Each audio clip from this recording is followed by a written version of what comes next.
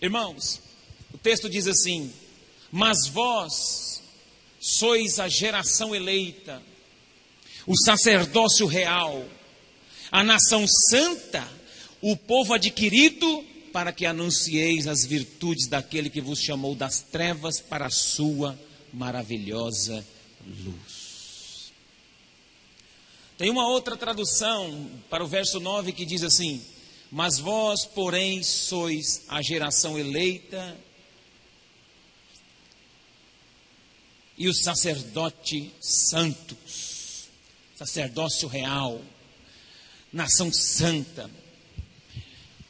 E é sobre esta afirmativa do apóstolo Pedro que eu quero ministrar uma palavra sobre nossas vidas essa noite. Pai, muito obrigado por essa palavra. Muito obrigado porque o Senhor é bom e a sua fidelidade dura para sempre. Abre o nosso entendimento, o nosso coração, para receber tudo que o Senhor quer falar em nome de Jesus. Amém. Irmãos, no Novo Testamento havia uma divisão de 3 tribos ou raças. Eram os gentios, ou raças ou povos. Em Israel tinha bem definido isso aí. Em Israel eles tinham isso bem definido. Os gentios, que eram povos de outras nações fora de Israel. O povo de Israel, que era considerado o povo de Deus. E havia os sacerdotes, que era uma casta e uma classe diferenciada. Eles eram diferentes até do próprio povo de Israel. Se eles já eram diferentes do próprio povo, que era considerado o povo de Deus, que era o povo de Israel, agora você imagina com relação aos gentios. Então havia havia uma divisão com relação a esses 3 povos. Os sacerdotes, o povo de Deus, que era Israel, e os gentios. Mas o que Pedro está falando com essa afirmação do capítulo 2, do verso de número 9, Pedro está dizendo que não há mais essa divisão. Em Jesus essa divisão acabou. Em Jesus essa divisão não existe mais. Todos os crentes em Jesus agora são sacerdotes.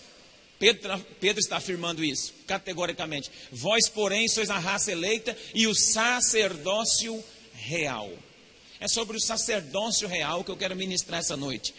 O sacerdócio tem a ver com a nossa relação com o mundo espiritual. O que seria praticamente isso?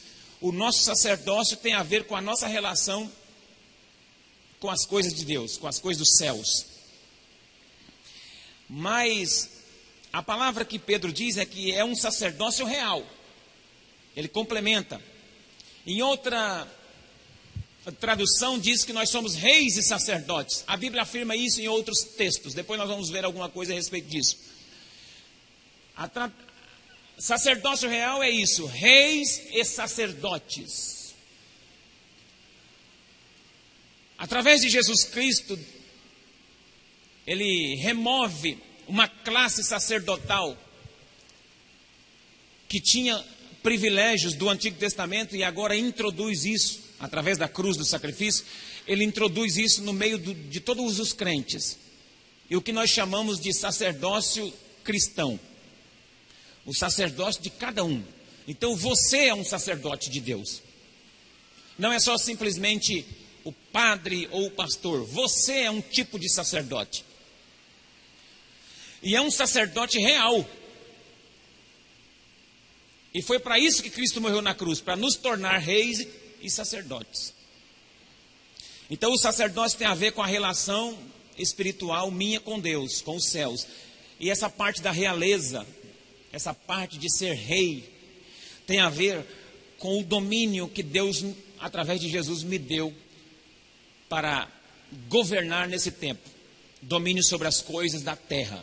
A realeza te dá autoridade e poder para você dominar sobre a terra. E o sacerdócio te dá autoridade para você se dirigir aos céus e ter uma relação espiritual com os céus. Quem está entendendo?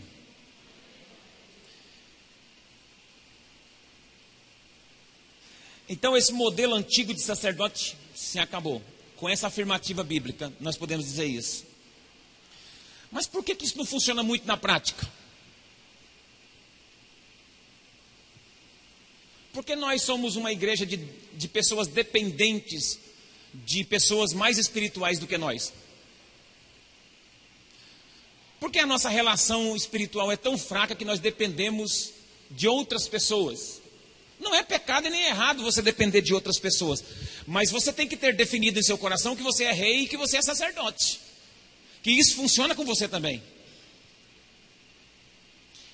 Isso não funciona tanto na prática porque nós acostumamos, irmãos, a uma dependência religiosa. Nós vivemos debaixo de uma dependência religiosa. Houve um costume em que somente algumas pessoas poderiam falar com Deus, somente algumas pessoas tinham intimidade com Deus, e essas pessoas nos levavam a Deus, intercedia por nós, ajudava a nossa vida, e por isso a gente nem faz muita questão de buscar, e a gente perde o melhor de Deus, e quando a gente está em desespero, e quando a gente está em alguma dificuldade, o que a gente faz? A gente não vai buscar o recurso direto com Deus, na nossa relação espiritual com Deus, e vamos buscar em outras pessoas, em profetas, em alguém. Quantas pessoas saem daqui hoje, ou amanhã, ou num culto poderoso como esse, falar, eu vou atrás de alguém para ver se Deus fala comigo. Quantas pessoas não pegam telefone aqui e fica sendo monitorado por profeta, lá não sei de onde. É porque você não descobriu e você não tem certeza que você é rei e que você é sacerdote diante de Deus. Você não descobriu que você tem autonomia nos céus para falar com Deus, para trazer o céu para a terra. Você não descobriu isso ainda. Ou descobriu e não crê nisso ainda.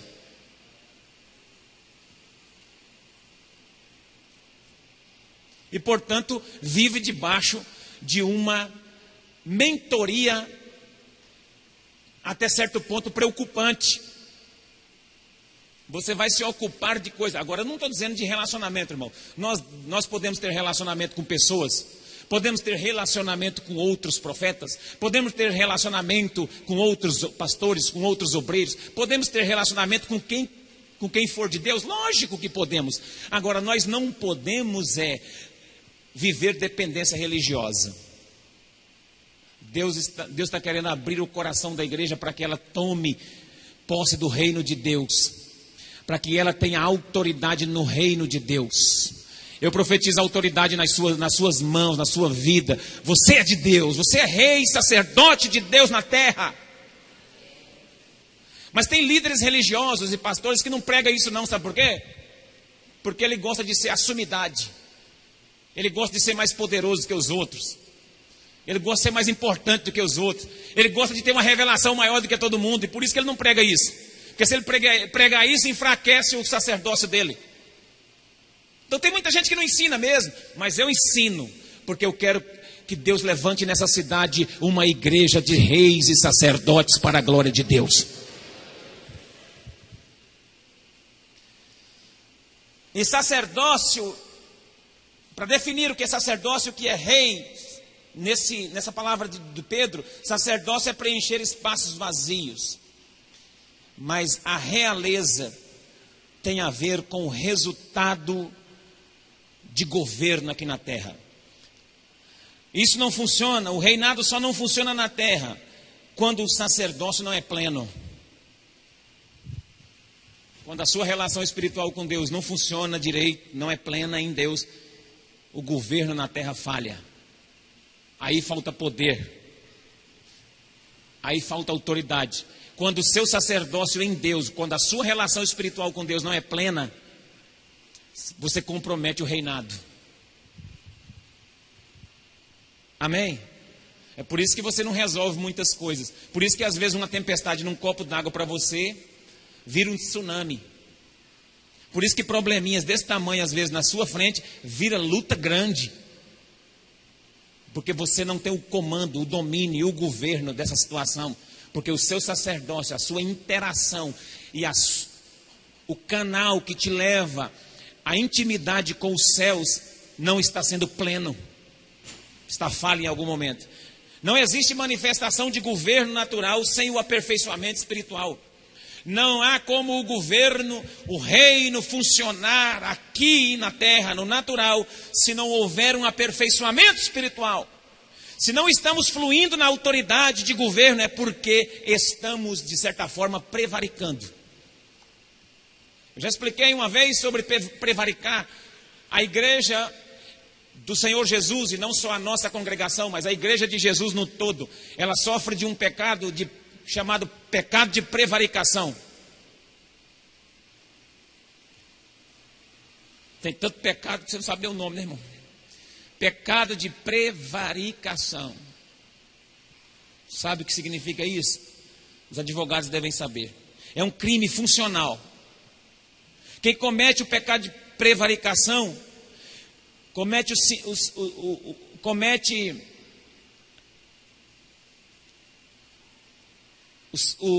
o pecado de não cumprir aquilo que foi acordado. Você foi pago para fazer algo e não fez. Isso é prevaricar. Quando você recebe a sua parte para funcionar em algo e você não funciona. Quero explicar isso na Bíblia. Apocalipse, no capítulo de número 5, verso número 9. Coloca no telão bem grande, porque eu quero que todos vejam na Bíblia e no telão. Esse é o pecado da prevaricação. A igreja está prevaricando, irmãos, por isso que ela não flui. Por isso que o reinado da igreja na terra às vezes não funciona. Por isso que a igreja às vezes não tem autoridade contra o pecado, contra as circunstâncias, porque ela prevarica. 5:9. Vamos lá? Diga amém. E entoava um novo cântico dizendo: digno és de tomar o livro e de abrir os selos, porque foste morto e com o teu sangue comprastes para Deus os que procedem de toda tribo, língua, povo e nação. Espera aí, escuta, volta. Já não é mais Israel, nem gentil e nem sacerdote, é todo povo. Houve uma compra, foi pago aqui agora. Amém? Foi pago com o sangue. Jesus comprou um povo. Comprou que povo? O povo que procede de toda tribo, procede de toda língua, procede de toda nação. Presta atenção. Agora vai para o próximo. Ele já pagou. Para o nosso Deus o constituístes reis e sacerdotes, e reinarão sobre a terra. Deus comprou o povo de toda tribo, língua e nação, e os constituiu reis e sacerdotes. E nós não estamos funcionando como reis e sacerdotes, mas fomos pagos para ser reis e sacerdotes.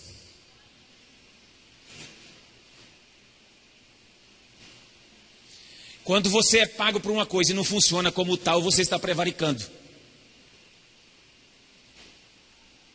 Dá glória a Deus. Ai meu Deus, nos perdoa da prevaricação, Jesus. Põe a mão na cabeça assim e fala: oh Deus, me perdoa do pecado da prevaricação. Irmãos, nós fomos pagos para ser reis e sacerdotes, quando na verdade não funcionamos como tal. Isso é prevaricação. O pagamento já foi realizado, o pagamento, a conta já foi paga, e nós não funcionamos assim. No Antigo Testamento, embora tenha sido superado esse sacerdócio, esse modelo de sacerdócio, esse modelo de sacerdote, eu acabei de dizer que ele foi superado por esse novo modelo em que todos os crentes são reis e sacerdotes. Apesar desse modelo ter sido superado no Antigo Testamento, ele ainda continua sendo figura, símbolo profético.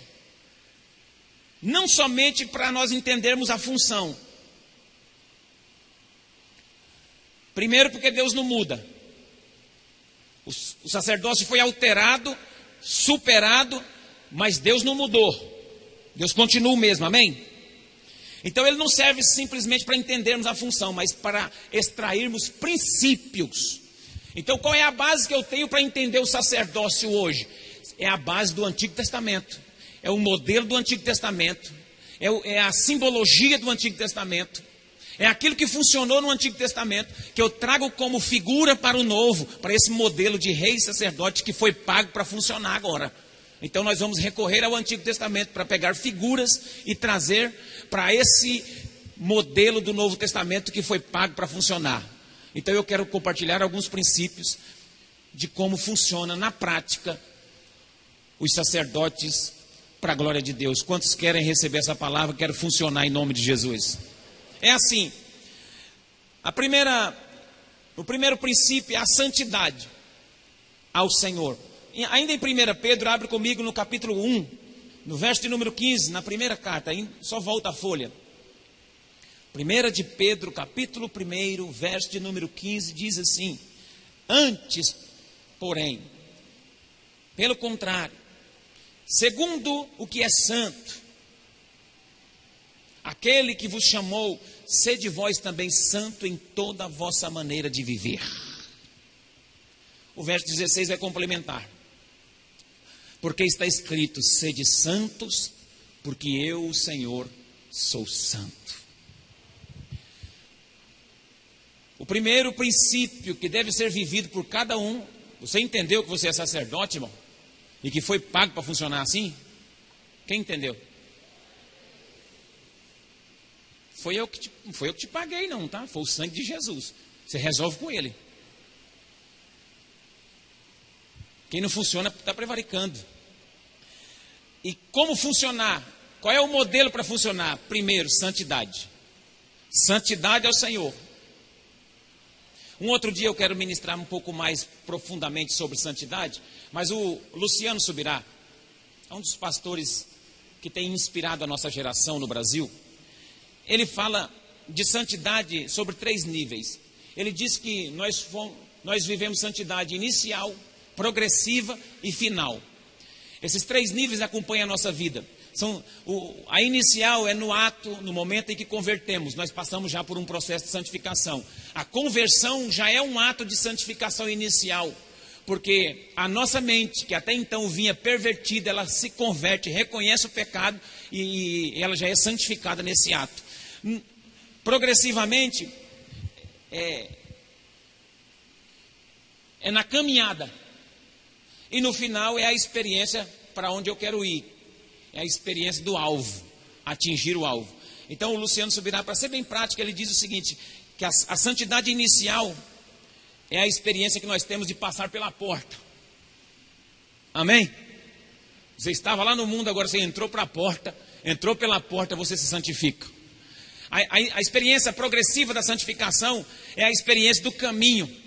Quando você caminha com Deus, você se santifica. Quando você caminha com a palavra, você se santifica. E a experiência final é a experiência da expectativa, do alvo, do lugar para onde você vai. Então, o sacerdócio, irmão, foi chamado para ser santo. E em Êxodo, no capítulo 28, no verso 36, há um texto que enfatiza essa maneira de viver. Isso aqui foi uma chamada para a maneira de viver. Santidade, irmãos, não é uma doutrina. Santidade é uma maneira de viver. Santidade não é um tema de congresso. Santidade é estilo de vida, é maneira de viver. Santidade, você deve viver em santidade. E o que é santidade? É separação. 28:36 está falando ali das roupas e das vestes do sacerdote. E o verso 36 fala assim: também farás uma lâmina de ouro puro e nela gravarás a maneira de gravuras de selos. Santidade ao Senhor. Foi preparado uma roupa para os sacerdotes, uma túnica, um peitoral com pedras preciosas, turbante. Foi preparado toda uma indumentária para o sacerdote.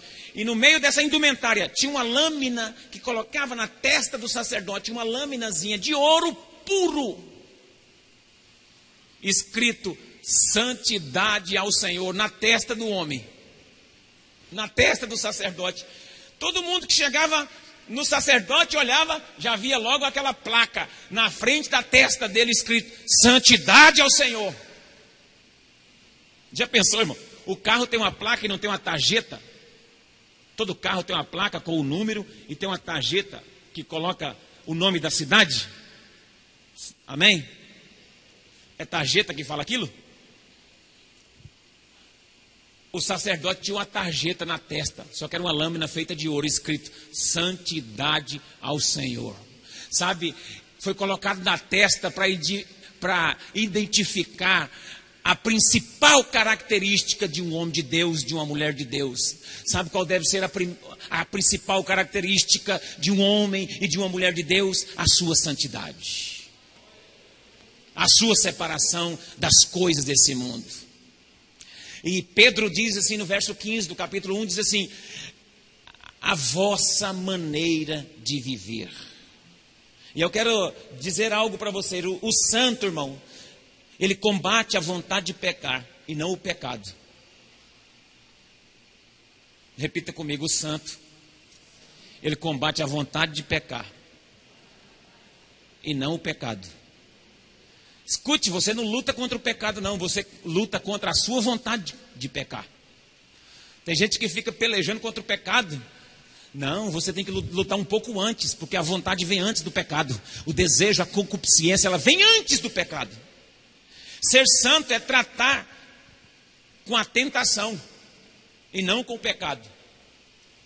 Você lida com a tentação e enquanto está no nível da tentação, você freia para não pecar.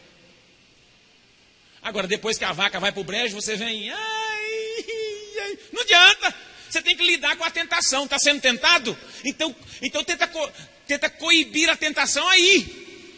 Porque tentação não é pecado. Jesus foi tentado. Agora a tentação vem e você gosta. Ai, que delícia. Assim você me mata. Aí você cai, meu irmão. Você está gostando. Você está gostando do negócio. Vê a cervejinha, chega baba. A língua chega espuma o canto da boca. Aí você cai. Aí você cai. Você tem que combater a vontade de pecar, não é o pecado. Bebe água.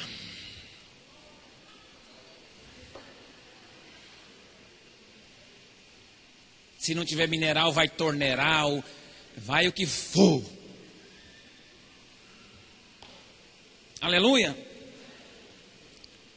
Rapazinho, vem a menina, mas combate a vontade, irmão. Freia antes. Não encosta, não. Não fica triscando demais, não. Não, pastor, eu tenho domínio próprio, eu posso ficar abraçado, encostadinho, tanto que precisar, e eu não caio, não, pode ficar tranquilo. É pecado também, irmão. Esse negócio de... Não é pecado do mesmo jeito. Está só alimentando sua carne. Está alimentando a tentação. Então freia logo a tentação. Foge da aparência do mal que você não vai pecar. Porque a sua marca, a marca na sua testa, tem que estar escrito: santidade ao Senhor. As pessoas devem ver de longe brilhando na sua vida: santidade ao Senhor.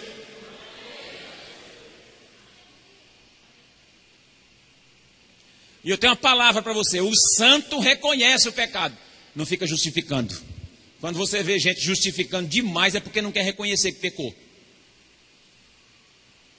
Mas ainda há uma outra marca que eu quero falar sobre o sacerdócio. Já que somos sacerdotes, pago para isso, pela Bíblia, por Jesus e pelo seu sangue. A segunda marca, o segundo princípio de um sacerdócio é a integridade. Capítulo 10, verso 8 de Levítico, diz o seguinte, sobre a integridade. Eu estou colhendo informações, porque a história dos sacerdotes lá em Levítico, Números e Êxodo é muito extensa. Então eu estou colhendo informações do que significa a vida de um sacerdócio santo. Levítico, capítulo de número 10, verso de número 8. Apesar de que eu acho que hoje é um pouco mais sério do que isso, porque hoje, além de nós sermos sacerdócio, nós também somos templos do Espírito. Então hoje é um pouco mais importante e um pouco mais difícil ainda. 10:8. Falou também o Senhor a Arão. Arão era o sumo sacerdote, dizendo: vinho ou bebida forte, tu e teus filhos não bebereis, quando entrardes na tenda da congregação, para que não morrais. Estatuto perpétuo será isso entre vossas gerações. Integridade. Por que integridade? Vai no 10, vai descendo, vamos ler. Para fazer diferença entre o santo e o profano, entre o imundo e o limpo. Sabe por quê? Porque pessoa, cheia de bebida, não discerne o que é santo, o que é profano. Pessoas que estão embriagadas, ela não discerne o que é imundo, o que é limpo. Então, portanto, logo não é íntegro. Porque a palavra íntegro significa inteiro de coração. E se a pessoa não é inteiro de coração, ela está duvidando entre um pensamento ou outro. Por quê? Porque a bebida deixava a pessoa com um pouco alterada e ela não seria capaz de discernir entre o santo e o profano. Então o sacerdote não podia beber e não pode até hoje. É proibido, biblicamente proibido. Porque começa com um pouquinho, depois piora. Integridade é exemplo. Integridade é aquilo que dá credibilidade para você falar de Deus. Integridade dá credibilidade para você falar de Deus. Se você é uma pessoa íntegra, quando você for falar de Jesus, as pessoas vão te ouvir. Agora, se você não é íntegro, meu irmão. Se você não tem integridade e você vai falar de Jesus, você queima mais o filme do que melhora. Você queima mais o filme do que ganha. Você perde mais pessoas do que ganha. Quando vai falar de Jesus de qualquer maneira, de qualquer jeito. Você sabe que você não está sendo íntegro com Deus, e aí vai pregar para os outros, é complicado, porque as pessoas podem desdenhar de você. Então é melhor ter uma vida de integridade, porque nós somos sacerdotes diante de Deus. E a vida de integridade é uma vida inteira, é uma vida sem embriaguez. Seja íntegro para não pecar, mas se pecar, seja íntegro para confessar. Seja íntegro para não pecar, primeiro é não pecar. Mas se você chegar de pecar, seja íntegro também, porque tem gente que peca e fica escondendo debaixo do tapete. Peca, fica correndo, fugindo. Como Adão pecou, escondeu, ouviu a voz do Senhor no jardim, foi lá e escondeu. Seja íntegro também para falar, porque Deus cura o coração dos íntegros, mesmo que eles pequem. Diga glória a Deus. Uma outra verdade que eu quero compartilhar com você a respeito do sacerdócio, que faz parte do sacerdócio, a responsabilidade de intercessão. A responsabilidade de interceder é sua como sacerdote. Todo sacerdote é um intercessor. Repita comigo, todo sacerdote é um intercessor. Portanto, eu sou um intercessor. Aí, você pode interceder. Você pode interceder por você, por sua casa, por sua família. E no dia que precisar de intercessão, alguém pode interceder por você também. Mas você é um intercessor. Há uma responsabilidade. Levítico capítulo 6, verso de número 6. Essa responsabilidade de intercessão é primeira com a família. E por sua oferta pela culpa, trará do rebanho ao Senhor um carneiro sem defeito, conforme a tua avaliação. Para a oferta pela culpa, trá-lo-á ao sacerdote. Vai um pouquinho mais à frente. E o sacerdote fará expiação por ela diante do Senhor e será perdoada de qualquer de todas as coisas que fez, tornando-se por isso culpada. Está falando da entrega do animal que o sacerdote fazia, e ele fazia uma oração intercessória pela pessoa que entregava o animal, e a pessoa saía perdoada daquele ato. Antigamente era assim no Velho Testamento, as pessoas levavam um animal, apresentavam ao sacerdote, o sacerdote orava, apresentava, ela ficava perdoada do pecado dela. Agora, a responsabilidade nossa é de interceder, pedir a Deus, e Jesus, como nosso intercessor, fala com Deus e nos abençoa direto. Hoje não precisa você matar um animal. Jesus já é o Cordeiro de Deus que sacrificou e se tornou o nosso intercessor. E é a Ele que devemos orar. Tudo que pedir ao Pai em nome de Jesus, eu vou-lo conceder. Ele vou-lo concederá. Então, a nossa oração deve ser direcionada a Cristo, para que Cristo interceda junto ao Pai e nos abençoe.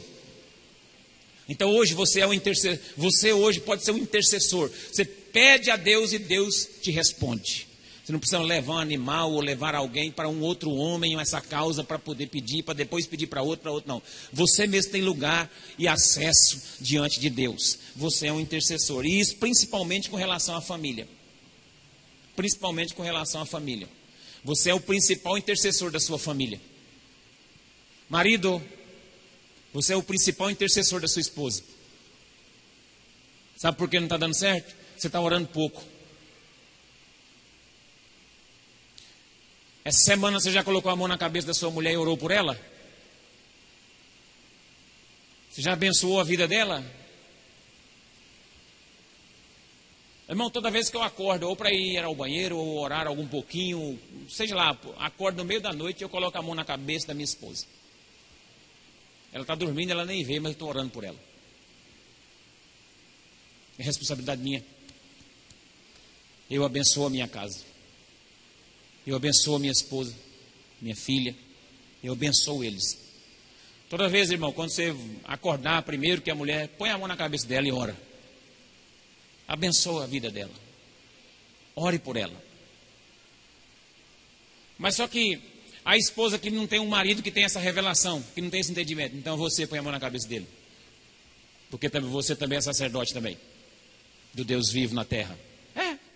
Não fica reclamando, mas o meu não, é por isso que não está dando certo. Meu marido é responsável por essa parte, ele não está fazendo. Não, então faça a sua parte, porque a Bíblia diz que a mulher santa santifica o marido.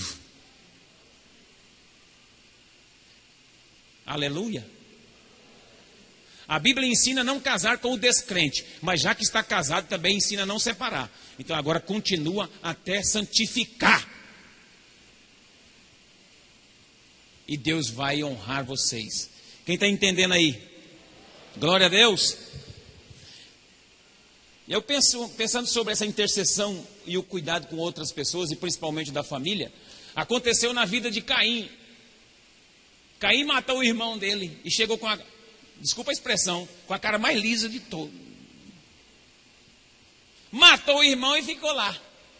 Deus falou: Caim, o que aconteceu? Cadê seu irmão? Sabe qual foi a resposta de Caim? Quem sabe? Sou eu cuidador do meu irmão? Por acaso eu tenho que prestar conta de Abel para alguém? Eu não cuido dele. Então, quando nós não intercedemos pelos nossos, nós atraímos para nós o espírito de Caim. O espírito de Caim é aquele espírito irresponsável, que peca e dá uma de despercebido, que erra e não assume e ainda dá uma de bobo diante de Deus, achando que Deus não sabe. Então não se exima de ser um intercessor, um sacerdote intercessor.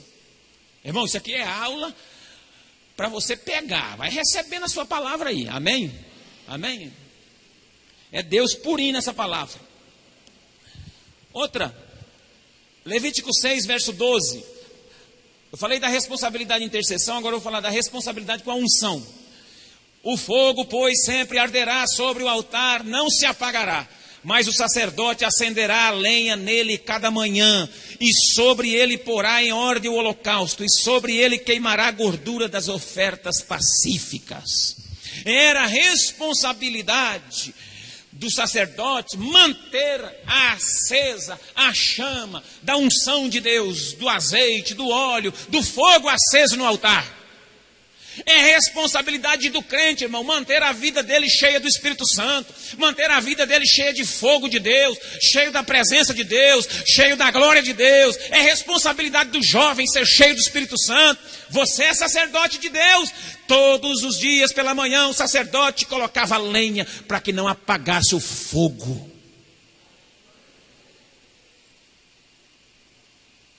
Sobre essa unção eu quero encerrar e dizer assim, que a responsabilidade da unção tem a ver com manter a motivação.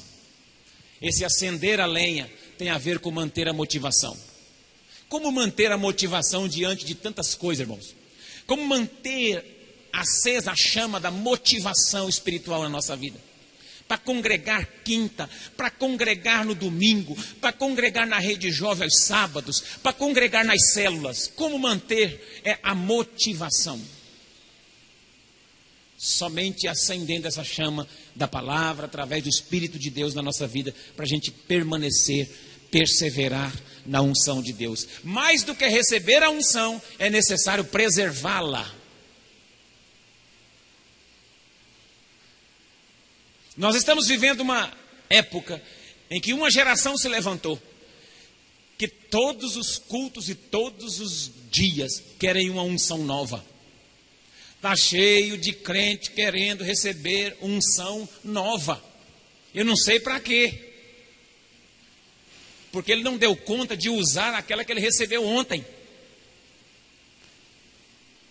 Primeiro você usa a unção que você recebeu, depois você recebe uma outra. Primeiro você preserva a que você tem, porque tem gente que está recebendo a unção e descartando, recebendo a unção e desperdiçando a unção de Deus.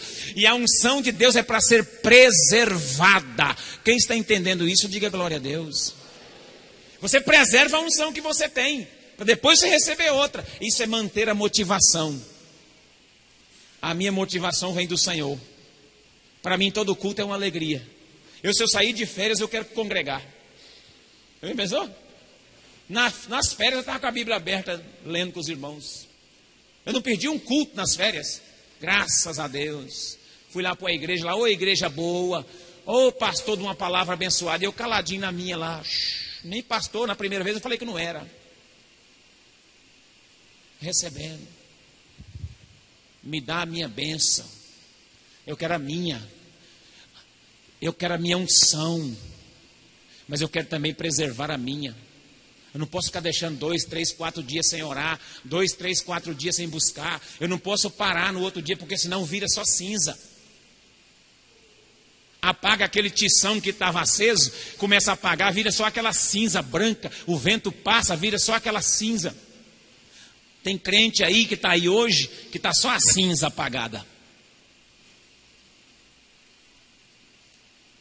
Porque já não coloca mais lenha. Canta um hino e ele fala, de novo.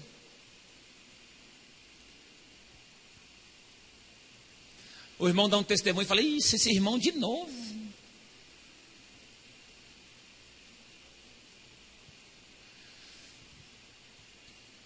Ai, vai orar com as crianças, de novo. Ai, não vou hoje não, de novo.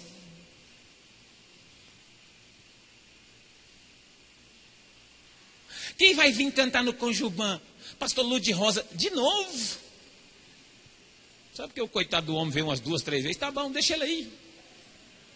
Já tem jovem me perguntando. Ai, mas o Ludi Rosa de novo? Eu falei, não, meu Deus do céu. Aí o outro falou, os bênçãos, de novo. Não, os bênçãos não vai vir dessa vez aqui não. Mas logo, logo eles vêm em Araputanga para a gente fazer um barulhão aqui, em nome de Jesus, amém? A gente tem que ter motivação. Você está aqui, está feliz? Está recebendo essa palavra? Você tem que receber essa palavra como você entra naquele prato de comida. Eu queria que tivesse uma filmadora filmando você na hora que você está com bastante fome. Tem gente que sai na fila trombando nos outros. Eu já vi gente empurrando. Ô irmão, espera, você entrou pelo lado da fila errado, você não está desconfiando, não. Ô irmão, calma, sabe o que é? Fome. Quando você vê gente brigando na fila, porque um está empurrando o outro, atropelando o outro, batendo no garfo. Esses dias a gente estava num almoço coletivo e estava fazendo assim. Trim, trim, trim, trim, trim, trim. Todo mundo batendo no garfo ao mesmo tempo na fila. A Estherzinha percebeu. A Estherzinha falou, eu não tinha percebido, a Estherzinha percebeu. Pai, olha, está tocando uma música ó, nos pratos. Todo mundo ansioso, apavorado, querendo comer. Irmão, você tem que entrar numa palavra dessa como você estivesse com fome.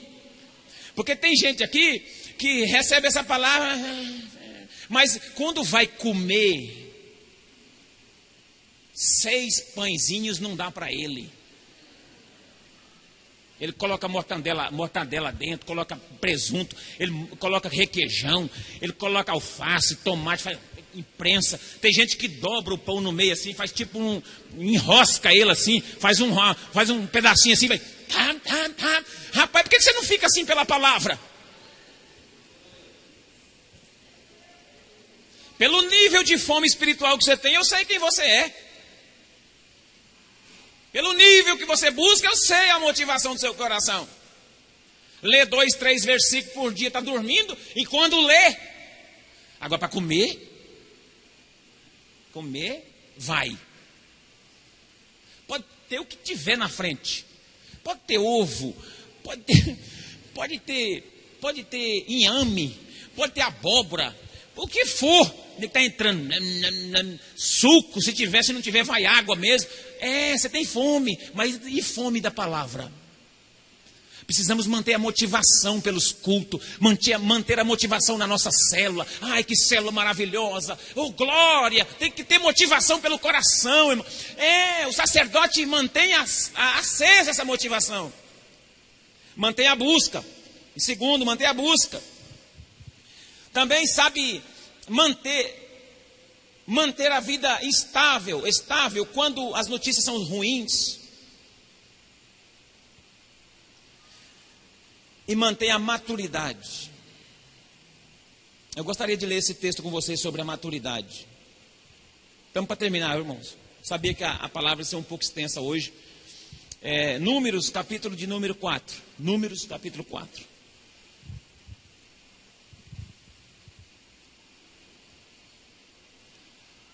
Manter a lei acesa da motivação, da busca, estabilidade quando notícias forem ruins. Quem é você, irmão, quando a notícia ruim vem? Quando aparece a notícia ruim, como você comporta? Como você se comporta? Você desmaia? Cai dura no chão? Briga com Deus? O sacerdote não faz isso. Ele se mantém estabilizado nos momentos ruins da vida. Ele se mantém concentrado. Ele mantém a lenha acesa, o fogo aceso, a chama do Espírito Santo equilibrado. Porque tem gente que perde a fé vai lá embaixo na hora que a notícia ruim vem. Deus não está me vendo, e não sei o que, esse negócio de congregar não está valendo a pena, e não sei o que, Deus não está nesse negócio, igreja não vira, e não sei o que, olha aí, Deus olha para todo mundo, não olha para mim.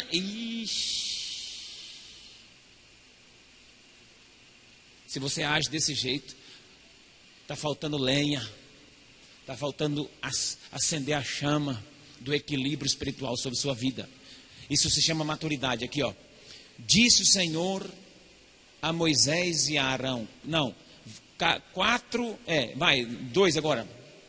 Levanta o censo dos filhos de Coate, do meio dos filhos de Levi, pelas suas famílias, segundo a casa de seus pais. Da idade de 30 anos para cima até os de 50, será todo aquele que entrar nesse serviço para exercer algum encargo na tenda da congregação. Tá bom. Gente madura. Não é menino não, irmão.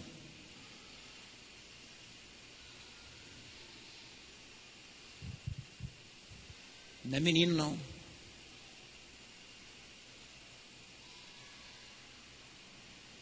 Menino não recebe herança.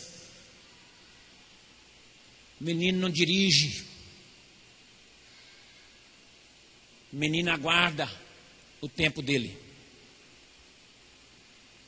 Amém? Tem que amadurecer. A igreja tem que ser uma igreja de gente madura na fé. Sacerdotes amadurecidos na fé. Está cheio de gente, está cheio de menino. Eu não estou falando de idade. Aqui a idade é só para dar base para aquilo que eu quero ministrar. Eu estou falando de meninos espirituais. E o apóstolo Paulo diz assim: quando eu era menino, eu fazia coisa de menino.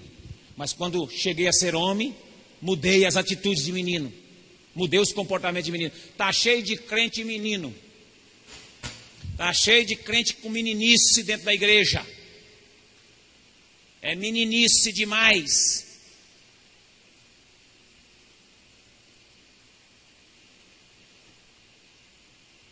E menino não está habilitado. Quando você